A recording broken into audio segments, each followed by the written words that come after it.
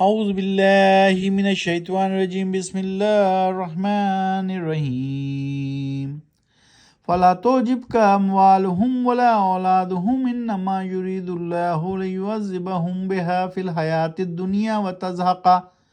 وتزہق انفسہم وہم کافرون۔ ابھی آپ کے سامنے آیت نمبر 55 کی تلاوت کی گئی۔ سورت ہے سورت التوبہ اور پارہ ہے 10واں پارہ والمو۔ اب ہم اس کے معنی دیکھتے ہیں۔ آج ہم کریں گے 55 سے 60، 55 سے 16 آیت نمبر کی تلاوت اور اس کا ترجمہ پڑھیں گے۔ پھر تعجب میں نہیں ڈالے تم کو ان کے مال و دولت اور نہ ہی ان کی اولاد کی کثرت، یقیناً چاہتا ہے اللہ کہ مبتلا کرے عذاب میں ان کو انہی چیزوں کی وجہ سے زندگی میں دنیا کی، اور نکلے جان ان کی ایسی حالت میں کہ وہ کافر ہوں، انکار کرنے والے۔ تو اللہ سبحانہ وتعالیٰ بتا رہے ہیں کہ ایسے لوگ جو کہ اللہ کے حکم پر نہیں چلتے، تو آپ تعجب نہ کریں کہ ان کے پاس تو اتنا مال و دولت ہے، ان کے پاس تو اتنی اولاد کی کثرت ہے۔ تو اللہ سبحانہ وتعالیٰ بتا رہے ہیں کہ ہم نے ان کو مبتلا کر رکھا ہے انہی چیزوں کی وجہ سے زندگی میں اور دنیا میں عذاب میں، اور نکلے گی جان ان کی ایسی حالت میں جب وہ کافر ہوں گے، یعنی انکار کرنے والے ہی ہوں گے۔ 56 وَيَحْلِفُونَ بِاللَّهِ إِنَّهُمْ لَمِنْكُمْ وَمَا هُمْ مِنْكُمْ وَلَكِنَّهُمْ قَوْمٌ يَفْرَقُونَ، اور قسمیں کھاتے ہیں وہ اللہ کی کہ یقیناً وہ ہیں تم میں سے، جبکہ نہیں ہیں وہ تم میں سے، لیکن وہ گروہ خوف زدہ ہے تم سے۔ تو اللہ سبحانہ وتعالیٰ بتا رہے ہیں کہ ان سے ہوشیاری رہنا ہے، کیونکہ وہ قسمیں کھاتے ہیں کہ وہ تم ہی جیسے ہیں، تم میں سے ہیں، لیکن وہ خوف زدہ ہیں تم سے، اس لیے وہ ایسا کرتے ہیں۔ اندر سے ان کے دل اللہ سبحانہ وتعالیٰ کی طرف مائل نہیں۔ 57 لا یجدون ملجا و مغارات و مدخلا لولوا الیہ وہم یجمعون۔ مدخلا لولوا الیہ وہم یجمعون، اور پالیں گے وہ کوئی جائے پناہ یا غار یا کوئی گھس بیٹھنے کی جگہ، تو دوڑ پڑیں گے وہ اس کی طرف توڑاتے ہوئے رسیاں۔ اگر پالیں وہ کوئی جائے پناہ یا غار، یعنی کہیں بھی وہ گھس بیٹھیں، کہیں بھی وہ چھپ جائیں، رائٹ؟ تو اللہ سبحانہ وتعالیٰ بتا رہے ہیں کہ وہ پہنچ جائیں گے وہاں توڑاتے ہوئے رسیاں۔ وَمِنْهُمْ مَنْ يَلْمِزُكَ فِي الصَّدَقَاتِ فَإِنْ أُوتُوا مِنْهَا رَضُوا وَإِنْ لَمْ يُعْطُوا مِنْهَا إِذَا هُمْ يَسْخَطُونَ، اور ان میں سے بعض ایسے بھی ہیں جو اعتراضات کرتے ہیں تم پر صدقات کی تقسیم کے سلسلے میں،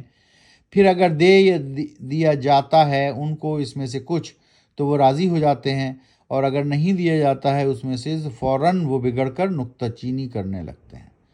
سو اللہ سبحانہ وتعالیٰ نے یہاں بھی بتا دیا کہ یہ لوگ جو سچے دل سے اللہ پر یقین نہیں رکھتے، قیامت پر یقین نہیں رکھتے، تو ہر بات میں وہ نکتہ چینی کرتے ہیں، یعنی کرٹیسائز کرتے ہیں۔ اگر اس میں سے صدقات میں سے کچھ دے دو تو پھر راضی ہو جاتے ہیں، اور نہ دو تو وہ نکتہ چینی کرتے ہیں۔ 59 وَلَوْ أَنَّهُمْ رَضُوا مَا آتَاهُمُ اللَّهُ وَرَسُولُهُ وَقَالُوا حَسْبُنَا اللَّهُ سَيُؤْتِينَا اللَّهُ مِنْ فَضْلِهِ وَرَسُولُهُ إِنَّا إِلَى اللَّهِ رَاغِبُونَ، کیا ہی اچھا ہوتا اگر راضی ہو جاتے وہ اس پر جو دیا تھا ان کو اللہ اور اس کے رسول نے، اور کہتے ہیں کہ کافی ہے ہمارے لیے اللہ، جلد نوازے گا اللہ ہم کو اپنے فضل یعنی انعام سے، اور اس کا رسول بھی، یقیناً ہم اللہ کی طرف رغبت رکھتے ہیں، رجحان پسندیدگی کا۔ آیت نمبر 60 انما الصدقات للفقراء والمساکین والعالمین علیہا والمؤلفۃ قلوبهم وفی الرقاب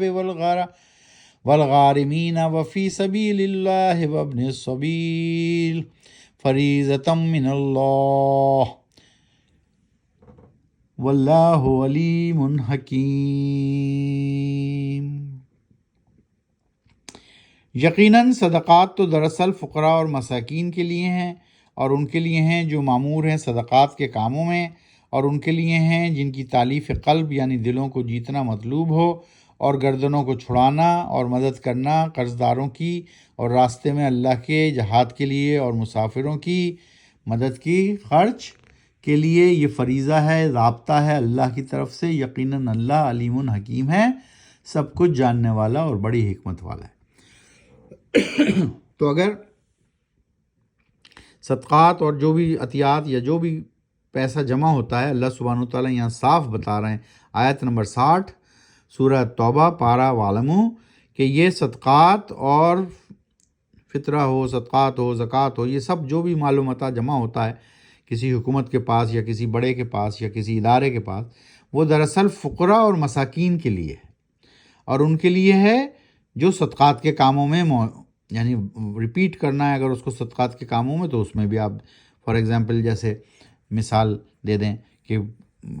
عیدھی سینٹر میں گاڑی ہے، اب گاڑی ڈال دی آپ نے، وہ ایک سینٹر ہے، صدقات کے کام ہو رہے ہیں وہاں پر، تو ان کاموں میں مزید لگایا جا سکتا ہے۔ جن کی تالیف قلب یا ان لوگوں پہ لگایا جا سکتا ہے جن کے دلوں کو جیتنا مطلوب ہو، یا کسی کی گردن کو چھڑانا ہے، یعنی کوئی اگر